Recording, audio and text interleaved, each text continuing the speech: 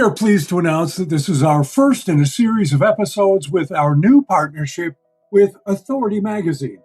Authority Magazine, a Medium publication, is devoted to sharing in-depth and interesting interviews featuring people who are authorities in business, pop culture, wellness, social impact, and tech, using interviews to draw out stories that are both empowering and actionable. Authority Magazine believes that good stories should feel beautiful to the mind, heart, and eyes. Amy Ferris is, well, everything.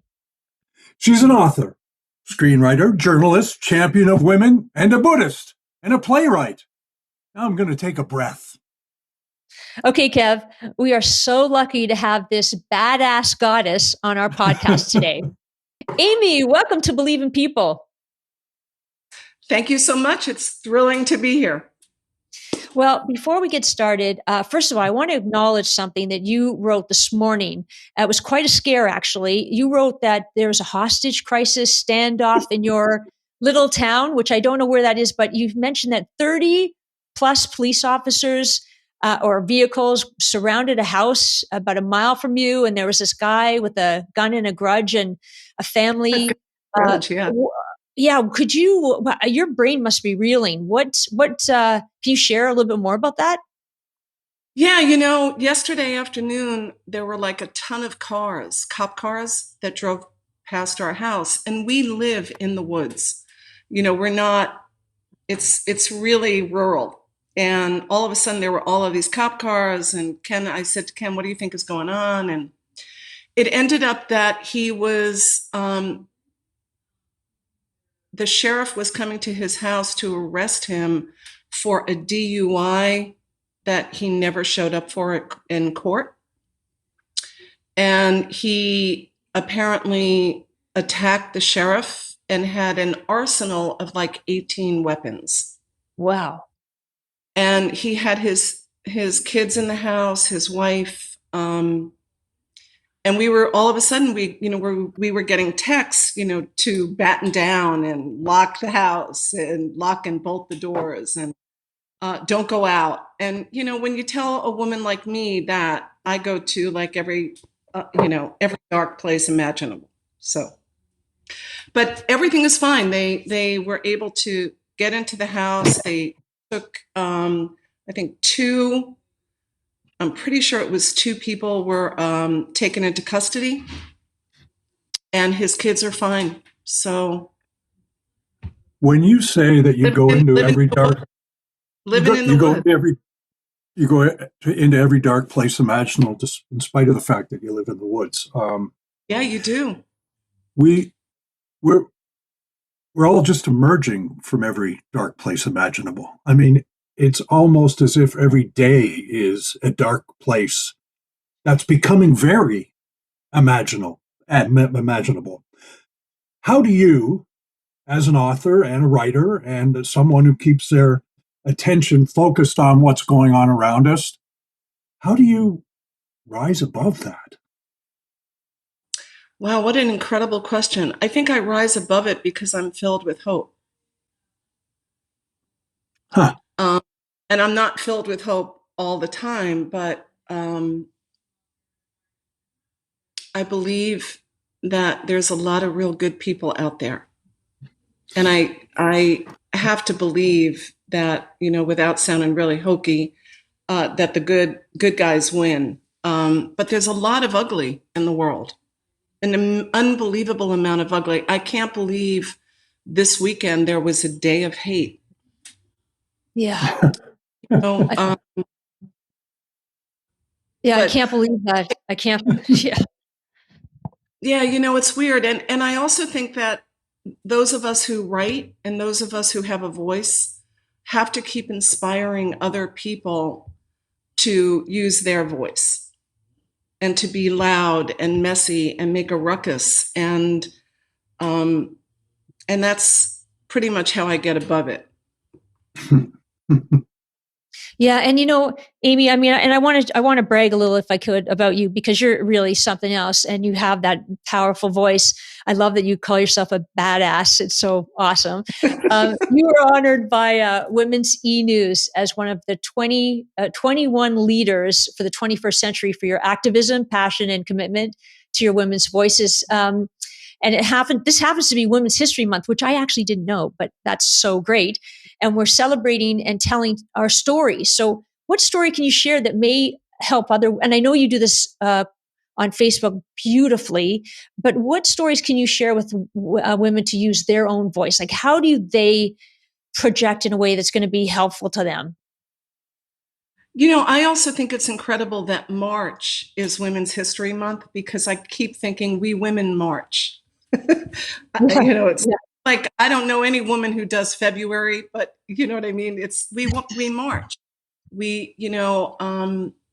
We're bold and audacious. And the thing that I would tell women specifically is that everything that ever happens to us should be used to inspire and encourage another person, no matter what it is. I think the thing that I've really wholeheartedly believe in, Amy, is turning all of our mistakes into our mission.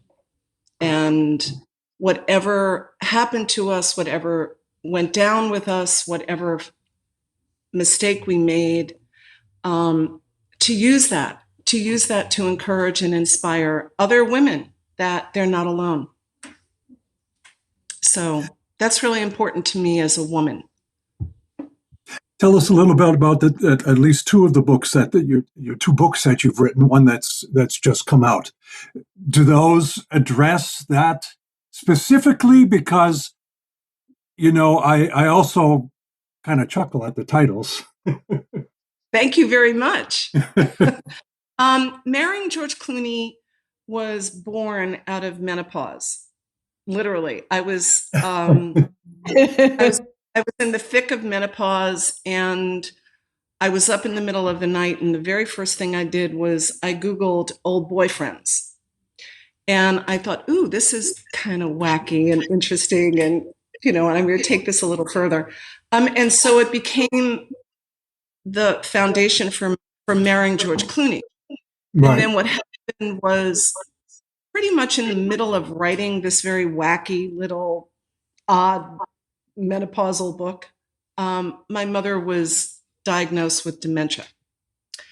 And I had a conversation with my publisher at the time, because I felt like, oh my God, I want to go down to Florida and be with her. And, I wasn't sure how to manage going from wacky to menopause to dementia. And she encouraged me, and she said, okay, I want you to take a real sharp turn here and write about your relationship with your mother. And that opened up absolutely every vein in me that was imaginable. And it gave me an opportunity to get to know my mother better. It gave me an opportunity to understand myself as a child and the pain that I felt growing up. It gave me the opportunity to understand what it's like to give up dreams. And that was what my mom, and many in her generation, by the way, did the same thing, right? Mm-hmm. They wanted to be artists and out in the world, and they became mothers and wives and lived in suburbia, and all of that stuff that they had to suppress. So that was a very profound experience for me writing that book. And this book is called Mighty Gorgeous, and it's also kind of like, yay. It's a collection of essays, which is very much about, it's like I've gone from marrying George Clooney to now writing about this. I have to say that on the cover is an upside down squished cupcake with extinguished candle. With a candle. So if anything ever defined messy love for me. You pretty much That's summed it it. up there. That's definitely it. I know, right? And Amy, I want to know, and I want to read something in a little bit of who you really are because it's pretty profound. Is when did you find your voice? Because it's pretty powerful. It's very raw, and it allows, or sorry, not allows, it enables other women to start to, because it's a scary place to be, start to reveal themselves as who they are. And you've had that, you built up a community of women that are actually starting, I hear and see and watch them starting to express themselves in a way that I don't think they would have if it wasn't for you. So when did that happen for you? I think it really happened for me, Amy, when I was a little girl. I think that the one thing that I had that I felt that was mine was my diary, and that I was able to put everything in that diary. And I'm a real fan of everybody, men and women, using their voice and speaking their truth and sharing their story. And there are a lot of things that we don't want to talk about, and there are a lot of things that, are going to just go with us to our grave, Mhm. or the urn, whatever. But there's a lot of stuff that is hard for all of us to share. And I hope that my being vulnerable and sharing my stories gives everybody else the opportunity to do the same. Mhm. I got to ask you, however, there are a lot in our world that do a lot of talking without a heck of a lot of thinking going in it prior to opening their mouths. How do you combat that, or do you have to combat it? How do you confront it, or do you just avoid it? I don't think I avoid it. I do want to say that if there are certain people that are just ignorant and stupid and mean, Yeah.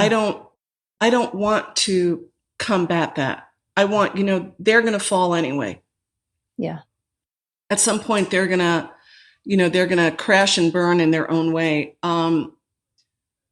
It's very interesting that you asked that. I get a lot of crap on Facebook when I post something, especially if it's a little bit, triggering for people.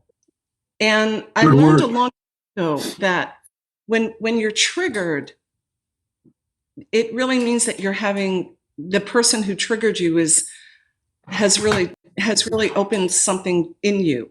That even when I'm triggered by something, I feel like, oh my God, that has been in my body for how long? So how I combat that sometimes is I approach it head on and I call them out, or I ask them what were they thinking, or, you know, try to have a conversation, which doesn't always go well. But then, and then there's a lot of times where I think, I'm just going to let those people fall on their own. Yeah, it's a fine balance, I think, with that, Amy, because you stand up for yourself and what you believe in, and there are always going to be those situations where others just simply don't agree, and you have to keep moving through that. And I think that's the power of you, is that you have to keep moving.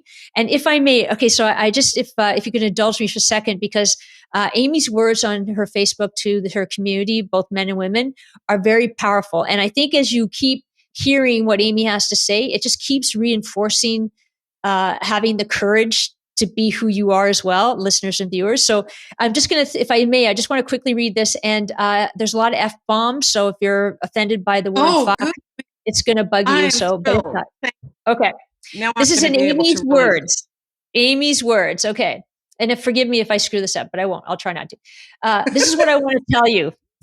You may never sell a book or a screenplay or win an award or be a runner up for a Pulitzer or a Peabody or an Oscar. You may never win a beauty contest or a bowling tournament. You may never be an Oprah pick or a close second as Person of the Year for Time. You may never win a cooking or baking contest or a Betty Crocker Bake Off. You may never own a car or a house, but this this, your voice matters. Your life matters. Your words matter. Your soul matters. You are the stars and the moon and the whole fucking shebang. Flaunt your humanity, strut it, show it the fuck off. You want to be grand at something, truly grand, be a grand human. Having things, stuff doesn't make us more valuable or more worthy or more important. That's a total sham. Having a huge fucking heart, now that's what counts. Generosity is all in sexy. Do not hoard life. Shake the fucking goodie bag. That's Amy.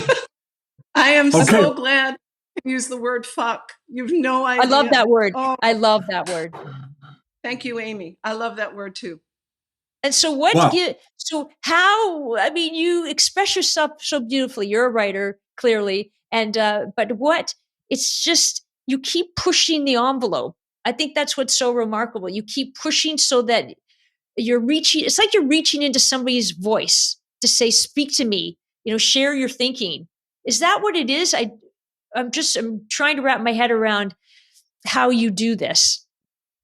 Oh, well, I think it's because I want people to awaken to their greatness. And I kind of feel like, I have this opportunity. I have a voice. I need to use that voice. I need to share my stories. I need to help people get out of bed in the morning. It's very important to make sure that people know that they're not alone in the world, that what they're going through, whatever it is, whether it's a breakup, whether it's a death, whether it's, the loss of a job, whether it's, oh my God, I got one more fucking rejection today from a publisher. Whatever it is, that there are other people that have their back, that know what they're going through. I have a real hard time with people saying to anybody, just let it go. Just let it go. Yeah. Because people need to go through whatever they're going through in order to actually have more empathy and compassion. When people say to me, oh, Amy, let it go. Just let the thing go. I think, that's more their issue than it is mine. They are not comfortable with my pain or my struggling or my suffering. And I want everyone to experience their own life. And the good, the bad, the pain, the sorrow, every fuck up gets us to where we are. Every single one. What makes your blood boil? The Republican Party. Okay. What makes my blood boil? What makes my blood boil is hate and violence and discrimination. What makes my blood boil is the amount of ignorance in the world right now that what makes my blood boil is how did we get here to a place where, don't say gay and banning books and the fact that, women still don't have equal rights. The fact that there's so much anti-Semitism in the world. There's so much hate toward each other in the world. There's so much intolerance. That gets my blood boiling. And yet you still have hope. I do, because I write. Yeah. I have to. And you're writing a lot, Amy. Oh, go ahead, Amy. And you're writing a lot. You have quite a few adventures ahead of you. Can you share a few things that you're doing? I'm not quite sure what these adventures are yet. Don't you have a trip to Europe? Aren't you doing a writers' event in Europe? Yeah, that's actually in 2024. Fantastic. And I get to do it with Brooke Warner and a few other friends of mine who are going to be coming along to do that writing retreat, which is fabulous, actually. That all of that kind of manifested in the last week, and I'm going to do a lot of stuff with my book. I'm going to do a whole lot of stuff with that, and hopefully, continue teaching and working with women and helping them write their stories and share their stories out in the world. As the fellow who's the sweet stuff in between Amy 1 and Amy 2 here in our little podcast, I would like to ask the question: who the heck is Ken, and what is I Ken? Ken is the man that I married 30 years ago. Hello, Ken. Hello, Ken. Welcome, Ken, into my world. I Ken was born out of a couple of years ago, actually many years ago. I had the computer on my lap in bed, my laptop, and he said, "God, I wish I was your computer." And so Wow. I started calling him iCan instead of iMac. So Ken can be frisky then. Is that what you're saying on occasion? Ken is adorable. Ken is one of the kindest and generous humans on the planet, and I'm lucky that he's in my life. Well, awesome. And I think it's pretty cool. I think it's pretty amazing that the two of you met. You have such a love story, and this messy, wonderful love story. And you met on the movie Funny Valentine. So you were a writer and he was the cameraman? No. We met on a movie called Mr. Wonderful. Oh, Mr. Wonderful. Oh, there you go. Yes. Oh, there you go. Exactly. There you go. Absolutely. And that movie I co-wrote. I was a co-writer. Vicki and I wrote it together, and I met Ken on the movie. He was the cameraman, and I was the screenwriter, and it was, it was movie magic. It really was. So incredible. It was kind of, it was like love at take one then? No, it was kind of love at maybe take 10, but it was definitely love. It wasn't love at take one, but. Actually, Amy has a really funny story around how they met. I think she told him to fuck off at first. That was their first love thing, wasn't it, Amy? That's very true. And what happened was that Ken and I had kind of like we went to a bar, and then he said, "I'll call you," which is sort of like what every guy, "I'll call you," not you, yeah. And so it was over Labor Day weekend, and back in 92, we didn't have cell phones. So I kind of stayed glued to my princess phone, and he didn't call me. And, he said, "I'll call you." And he didn't call me. And I never really went to the set. I didn't feel like I needed to go to the set. And so Tuesday morning, I got out of bed and I thought, okay, I'm going to the set. And I went, and they were shooting on the 59th Street Bridge. Ken was up on a crane. And I showed up on the set and everybody was shooting, and there were, all of the people around the camera, and James Gandolfini was in the scene. And I stood there with my hands on my hips and I said, "You up there. You up there." I thought you were different than any other man, but you're exactly the fucking same. You said you were going to call, you didn't call, and all of a sudden the crane comes down, and Anthony Minghella, who was directing the movie, came over to me and said, "You have a set of platinum balls."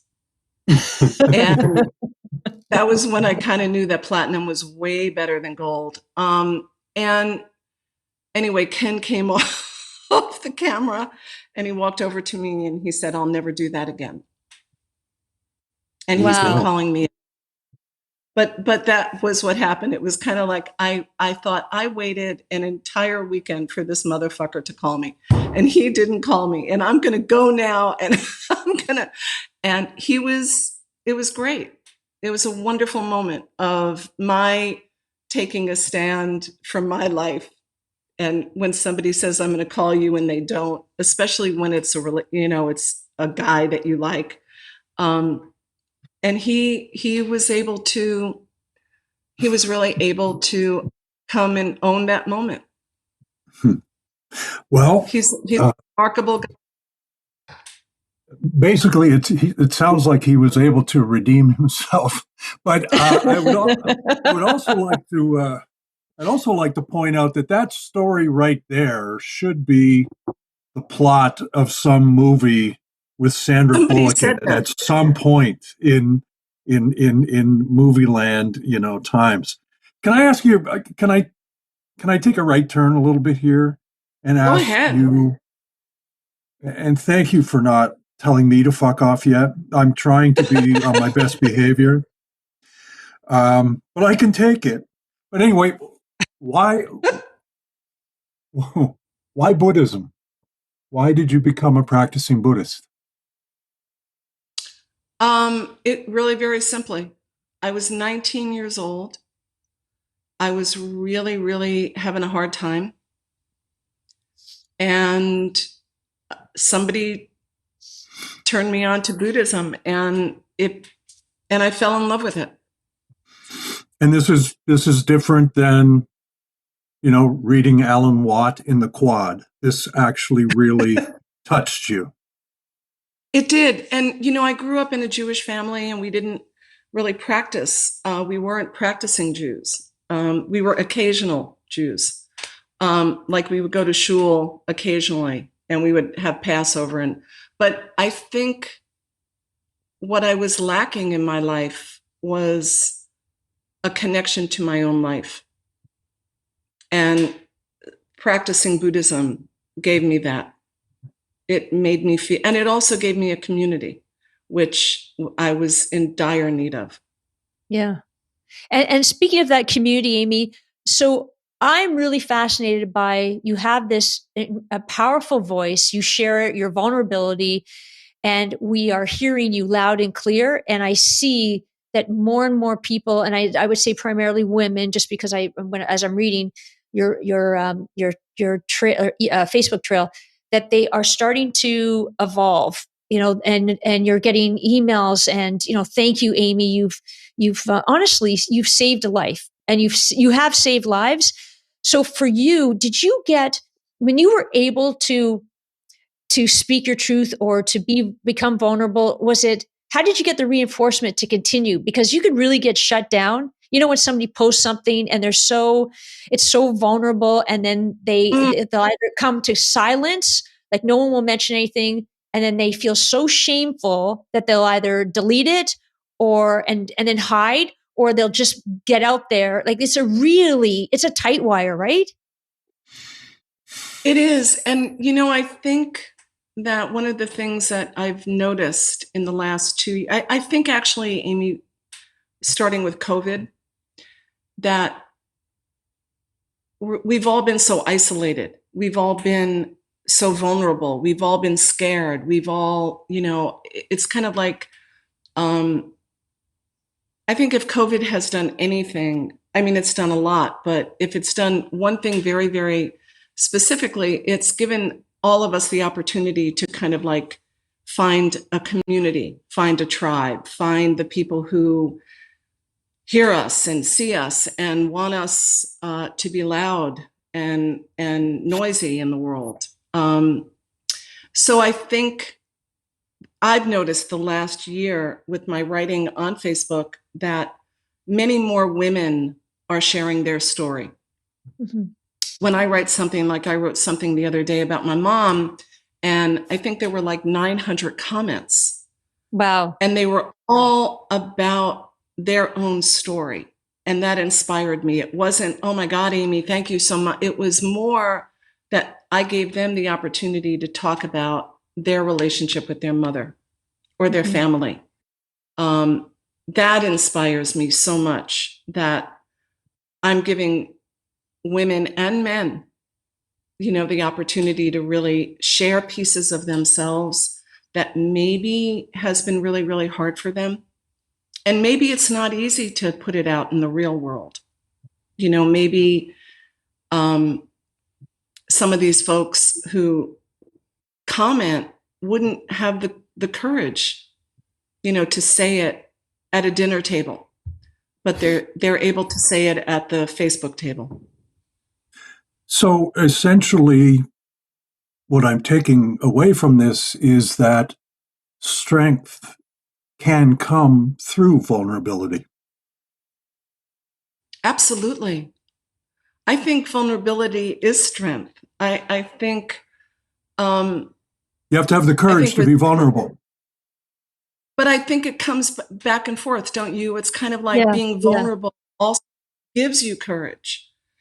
And courage also makes you a little bit more vulnerable and, and resilient. I think that bravery and courage are born out of something that scares us to do or say. I'm not always courageous, and I'm not always brave, and I'm often scared, and I still do it. Yeah. I don't always do it. I think that's the key. You still do it. You have the courage to still do it, and the courage gives you the opportunity to become vulnerable. I mean, there's so many ways to slice and dice that, but it's so true. So the fact is, you just really have to trust yourself to know that you're going to be okay if you say something. And you have to also trust yourself to know that if you say something and you're not going to be okay, that you will eventually be okay. I mean, I've said stuff and have been kicked to the curb, and and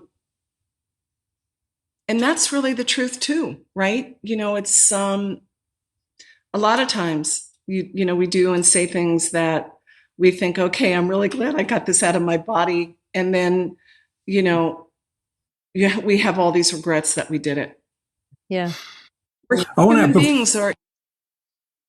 Oh, go ahead. I'm sorry.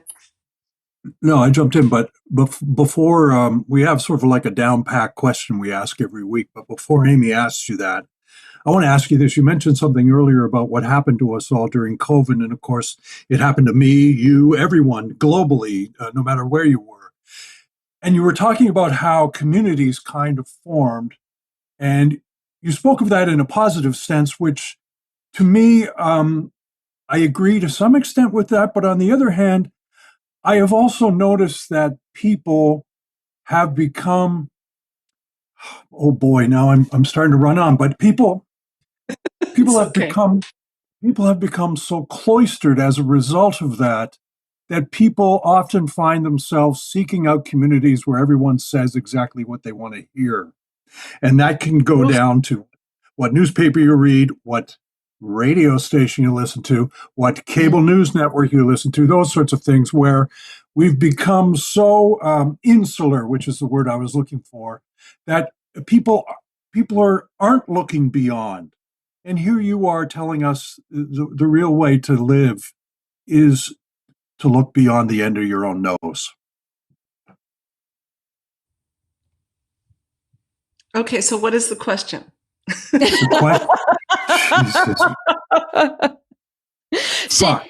Amy, actually, say yes. That was a statement. That was a wonderful thing. That was beautifully said, Kev. That was beautifully said. You're right, Amy. Look past. You're looking beyond. But you've got to. Don't you believe that you have to break through that in order to see what's beyond the end of your nose? Absolutely. I mean, I can surround myself in editorials I agree with. I think what you just said also is really important, because I think and what you just said really truly resonates, because part of what happens too is that because of COVID, we've also sought out the same people. To me, it's kind of like what goes on Facebook. The minute you post something that's a little bit different, or a little bit, or you're calling somebody out, there seems to be this intense kind of attack. And that irritates me, that we can't have conversations. We can't have dialogue. Yeah. You know, it's immediately, you're the bad guy. And thank you, Kevin, for that, because that gives me a lot to think about too, what you just said. Yeah.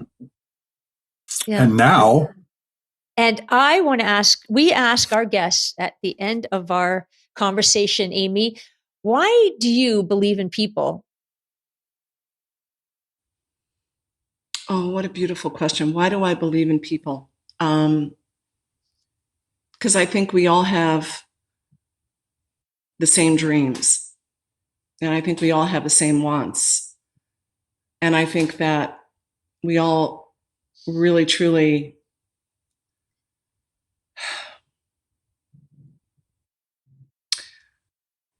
I believe in people because I think most people are really looking and searching for a piece of their own heart. And I think that when people do really awful things, when people, and I'm talking about everyday kind of awful, not heinous awful. I believe in people who redeem themselves. I believe in people who say, oh my God, when I was, 14, 15 years old and really screwed up, that they want to make the world better. Yeah. They want to go out there in the world and share their experiences and make the world better. And I believe in people because I think that without people, I don't think our hearts would beat. That's powerful. Amy Ferris, thank you for being with us. Thank you for having me. This is a real thought-provoking conversation, and I'll just end my little part of it by saying I was very touched the evening that you were Googling old boyfriends and somehow came up with George Clooney. Perhaps People Magazine would like to find out more about your relationship with George Clooney and all the other A-listers that you dated over the years. But I'm very glad that you settled on I Can. And I'm sure I am so glad I settled on I Can. And I think it's pretty remarkable that George Clooney married a woman with the AM, right, Amy? He was looking for Amy and he settled for Amal. I mean, I don't think he settled. I think she's mighty, mighty, mighty extraordinary. But I think, the AM thing, right, Amy? Yeah, absolutely. I concur. And also, speaking of mighty, you can now pre-order, this is very exciting, pre-order Mighty Gorgeous, a little book about messy love. And Amy, are you number one or on the best-selling list right now? Actually, when it first, no, I don't think I am right now. I think when the book first went on to Amazon, which I had no idea that they had put it up there, then all of a sudden everybody was pre-ordering it. And it was number one for about a week. I'm pretty sure it's back. It's back to like 1 million, 1.8 million now, but for a good week, it was up there. That's exciting. Congratulations. Looking forward to reading it. Oh, and thank you both for having me. Oh, thank you. We're so grateful. Thank you so much. Amy Ferris is fucking great. I'll pick it up from there, Amy. Amy Ferris, what a great conversation. And you know what? I think that's what's so great about this little project that we have is that Amy Ferris is the kind of person you want to sit across a coffee table with and have a coffee and talk about the issues of the day, talk about yourself, talk about all the things that we carry around with us every day, things that are bothering us, things that give us joy, and the things that assist us in believing in others. And that's why we're so grateful that you out there join us every week for Believe in People, which is our little podcast. And now it's sponsored by Authority Magazine, which gives us even a bigger audience. But if you'd like to subscribe to Believe in People, do that too. And we'll see you next week. Thank you. Thank you, everyone.